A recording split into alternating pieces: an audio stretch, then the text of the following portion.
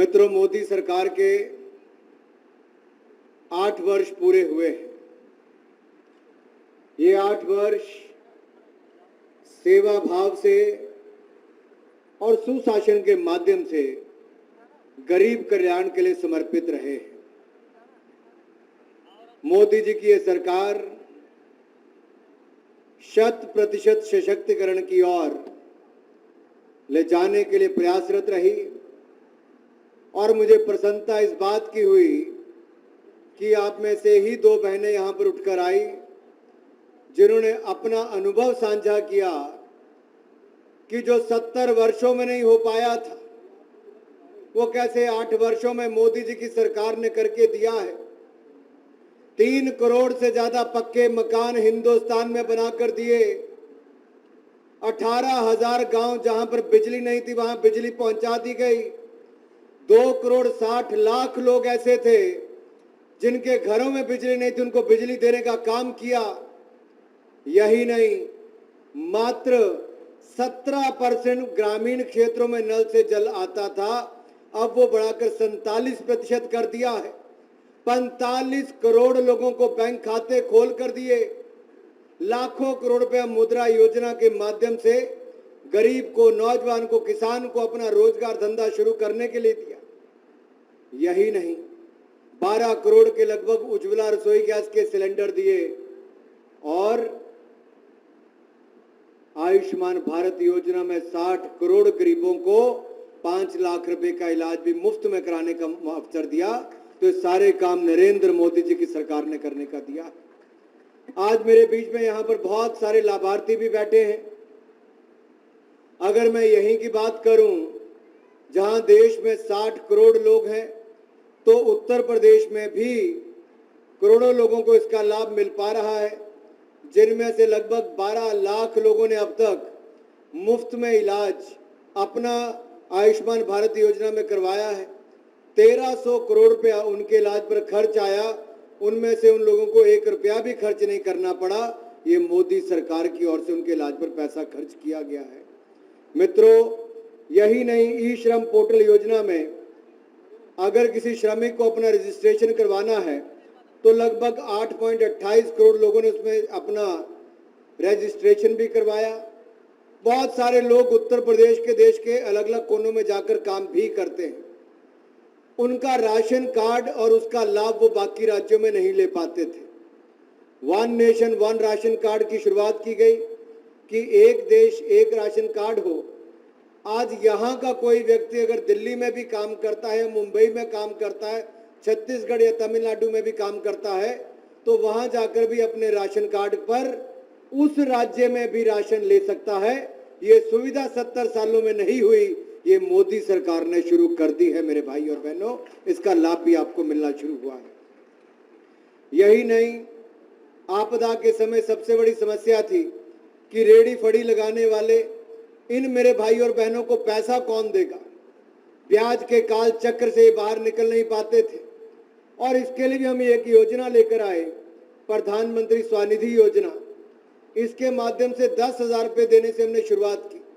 किसी को कुछ गिरवी नहीं रखना पड़ा। देश में लाखों लोगों को इसका लाभ मिला। तो उत्तर प्रदेश में भी 8,65,000 लोगों को इसका लाभ मिला है। सबको 10-10 हजार रुपये का लोन दिया गया। 893 करोड़ रुपया इसके ऊपर खर्च आया।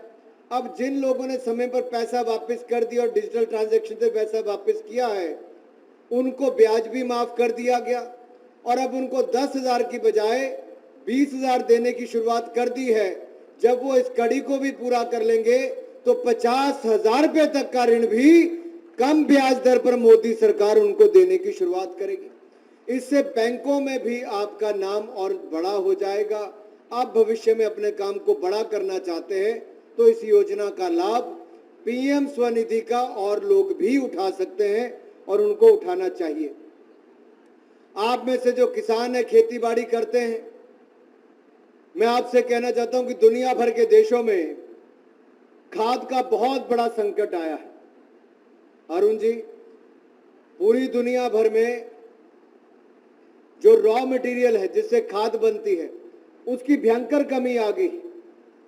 चीन से भी पहले रॉ मटेरियल बाहर आता था, अब वो उनके पास स्वयं नहीं है। खाद के दाम 3 गुना दुनिया में बढ़ गए, लेकिन किसानों के ऊपर बोझ ना पड़े, मोदी जी ने निर्णय लिया कि हम खाद के दाम नहीं बढ़ाएंगे, भारत सरकार उसका खर्चा वहन करेगी।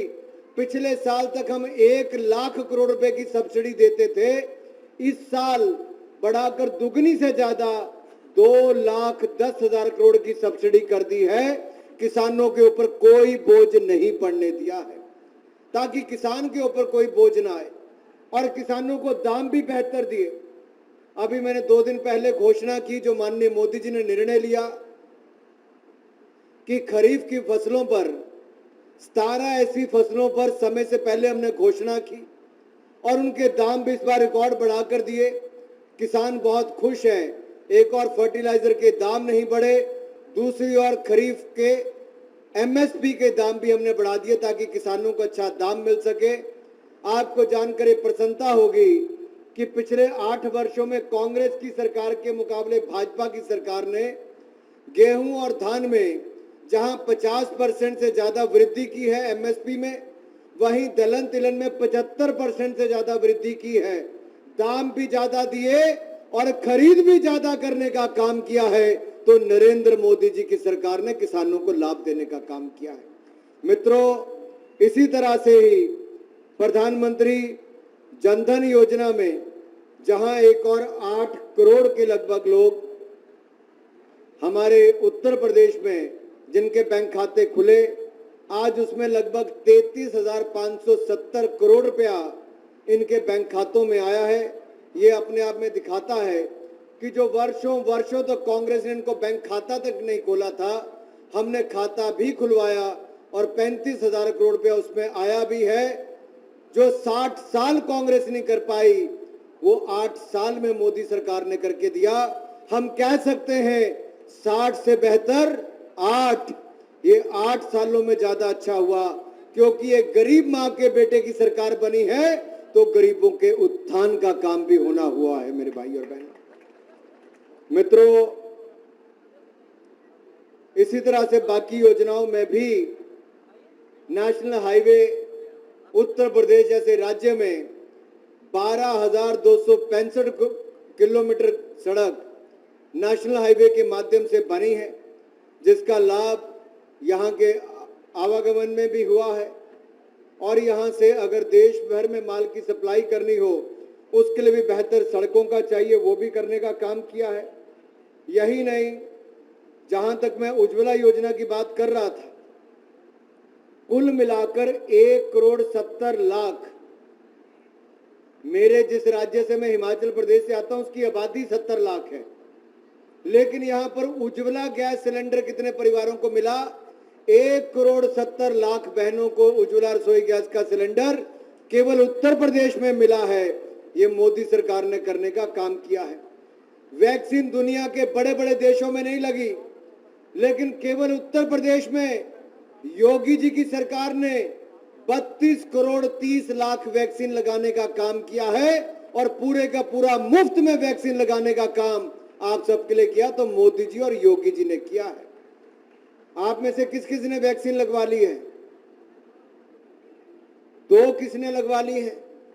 दोनों हाथ खड़ा करके बताएं। और जिन्होंने मुफ्त में लगा ली है, जरा मोदी जी योगी जी के लिए ताली बजा दें।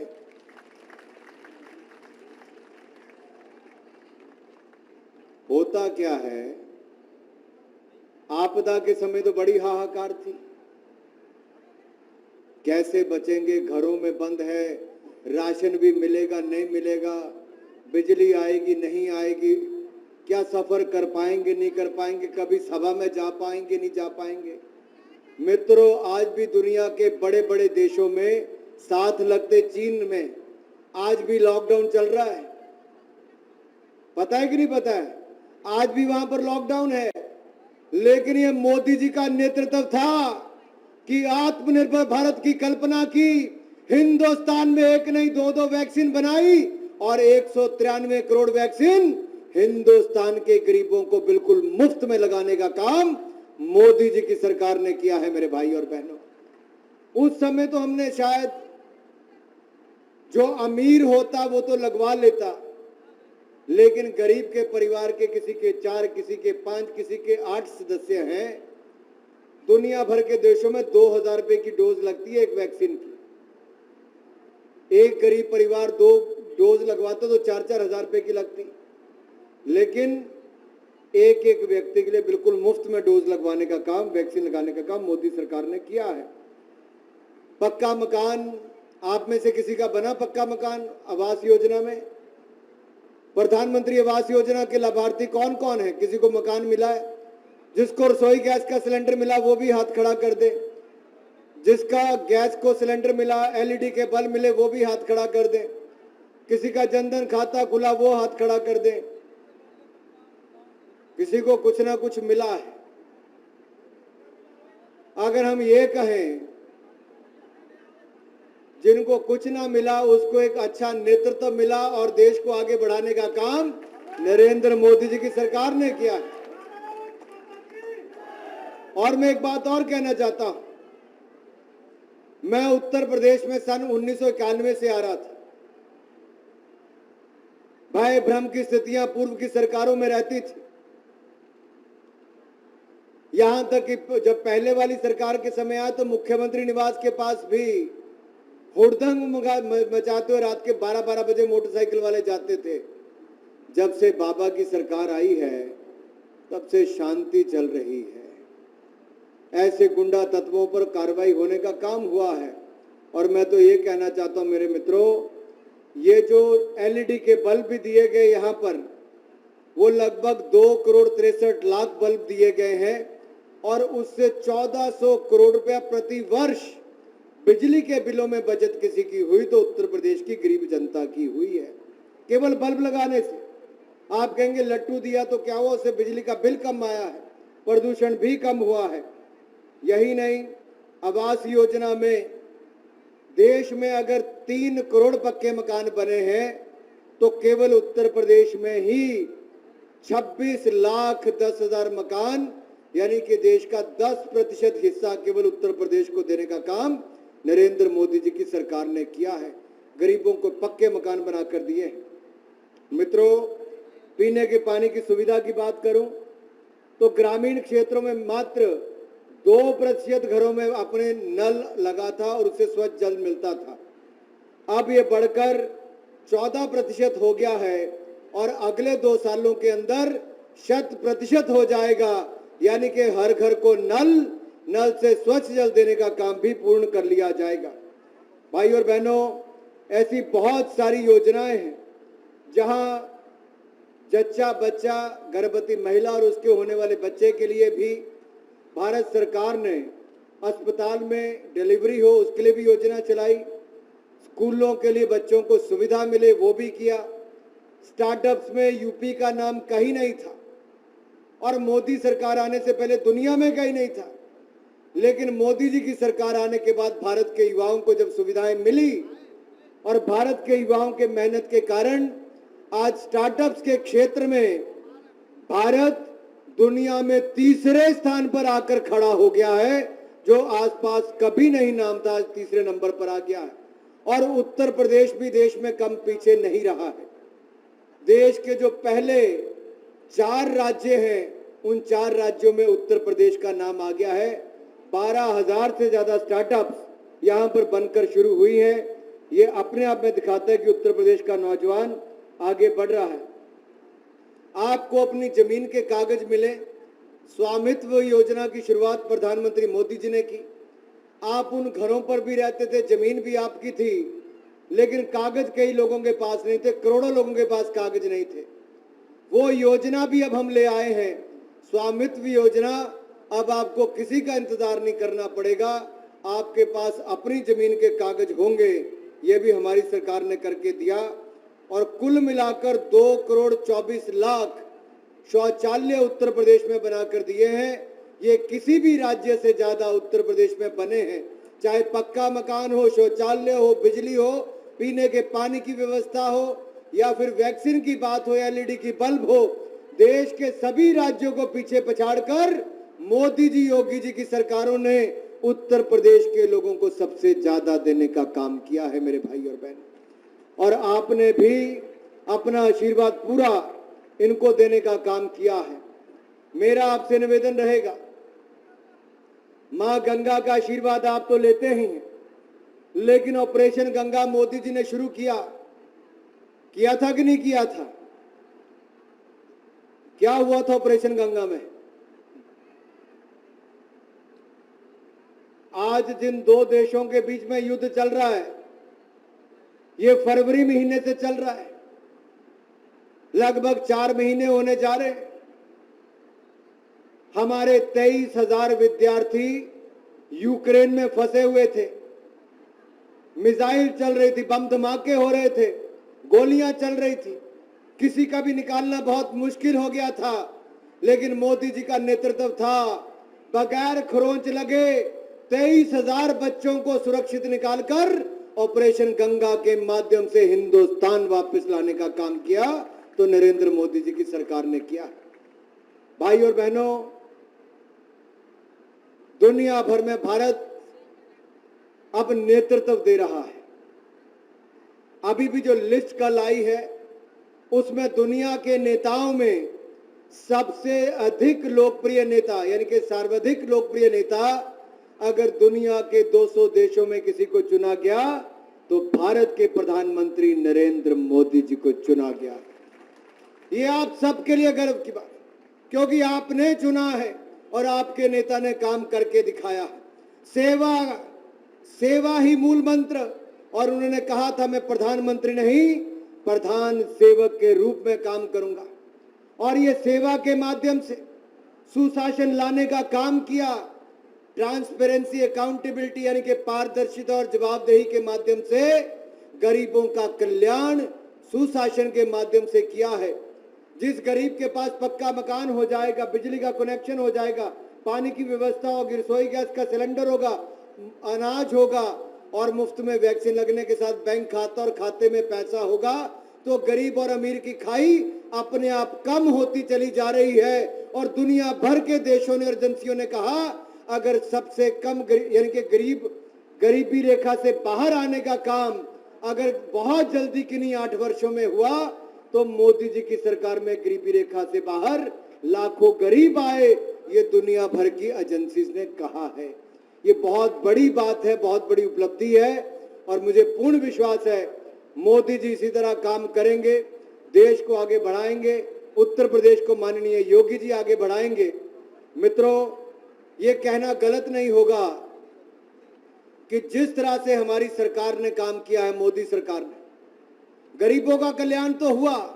ये जो नौजवान भाई मेरे तब से हमारे जब ये अधिकारी थे, राज्य की सरकार में भी और केंद्र सरकार में भी, और अब लोकप्रिय विधायक भी बने राजेश्वर जी, उनका और मेरा नारा लगा रहे थे खड़े खड़े, तब से उन्होंने कुर्सी नहीं ली, तब से खड़े ही हैं। लेकिन आज का नौजवान, मैं ये कहना चाहता हूं, उनको खेलों की सुविधाएं हमने दी। पिछले टोक्यो ओलंपिक्स में सबसे ज्यादा मेडल आज तक के भारत जीत कर लाया, पैरा ओलंपिक्स में 19 मेडल जीत कर लाया, डेफ ओलंपिक्स में 16 मेडल जीत कर लाया, जो 73 वर्षों तक नहीं हुआ। थॉमस कप में भी गोल्ड मेडल जीतने का काम भारत के नौजवानों ने करने का काम किया है।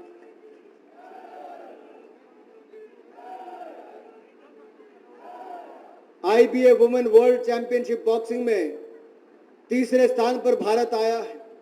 एक के बाद दूसरी बड़ी उपलब्धियां भारत कर रहा है। मित्रों, चाहे किसान हो, नौजवान हो या जवान हो, इन्होंने अपनी ओर से कोई कसर नहीं छोड़ी है। तपती धूप में भी जवान सीमा की रक्षा कर रहा है। किसान खेती बाड़ी करके 130 करोड़ भारतीयों का पेट भर रहा है, और पहली बार $50 बिलियन यानी कि 4 लाख करोड़ रुपए से ज्यादा का अगर एक्सपोर्ट भी कभी हुआ है, तो इस वर्ष भारत ने खेती बाड़ी के चुने हुए जो प्रोडक्ट्स हैं, आपके कृषि और कृषि से जुड़े प्रोडक्ट्स का एक्सपोर्ट पहली बार इतना हुआ। ये भारत ने $50 बिलियन का एक्सपोर्ट करने का काम भी किया। ये बहुत बड़ी उपलब्धि है। हर क्षेत्र में भारत आगे जा रहा है।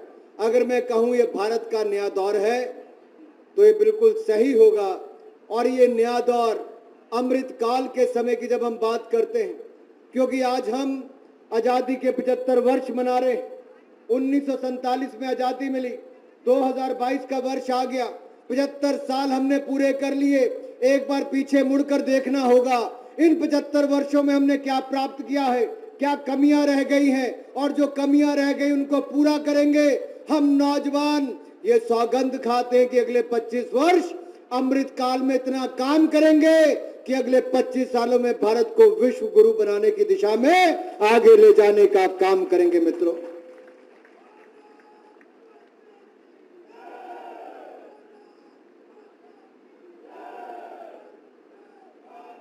ये इधर वाले भारत माता की जय करेंगे कि बाकी भी करेंगे? लगाइए नारा, सब करेंगे। जय जय।